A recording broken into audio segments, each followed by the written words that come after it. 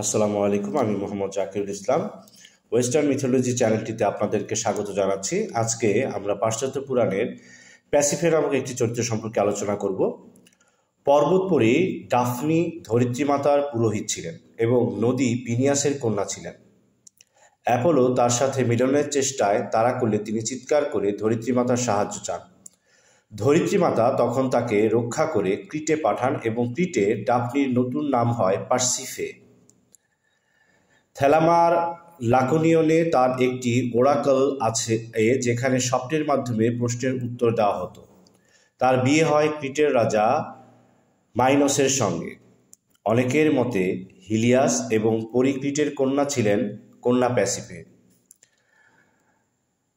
Minus প্রতি বছর পোসাইডনকে তার সেরা ষাঁড়টি উৎসর্গ করতেন, কিন্তু তা না করে দ্বিতীয় সেরাটি উৎসর্গ করলেন। পোসাইডন রুষ্ট হন এবং মাইনসের স্ত্রী প্যাসিফিকে এমনভাবে যৌন আবেগতাড়িত করেন যে তিনি বাধ্য হন সেই সেরা ষাঁড়টির সঙ্গে মিলনের জন্য। সেই ষাঁড় ও প্যাসিফের মিলনের ফলে মাইনোটরের জন্ম হয়। উল্লেখ্য, মাইনোটরের মাথা ষাঁড়ের মতো আর দেহ ছিল মানুষের মতো। অনেকের মতে প্যাসিফে কয়েক বছর আফ্রোদিতিকে সন্তুষ্ট করতে না পারার জন্য আফ্রোদিতি তাকে ওই ষাঁড়ের সাথে মিলনে প্রলুব্ধ করেন। প্যাসিফে তার স্বামীর উপর জাদু করেছিলেন, কারণ তিনি সবসময় পরনারীতে আসক্ত ছিলেন। ফলে মাইনস যখন অন্য নারীর সাথে মিলিত হতেন তখন তার লিঙ্গ দিয়ে বীর্য না বের হয়ে সর্প, বিচ্ছু, চেল্লা ইত্যাদি বের হতো।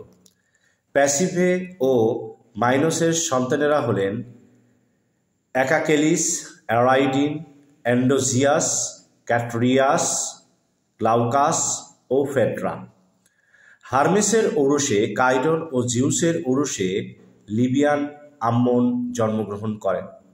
এরকম আরও তথ্য পাওয়ার জন্য চ্যানেলটিকে অবশ্যই সাবস্ক্রাইব করে রাখবেন, লাইক, শেয়ার এবং কমেন্ট করবেন এবং বেল আইকনটি চাপ দিয়ে রাখতে ভুলবেন না।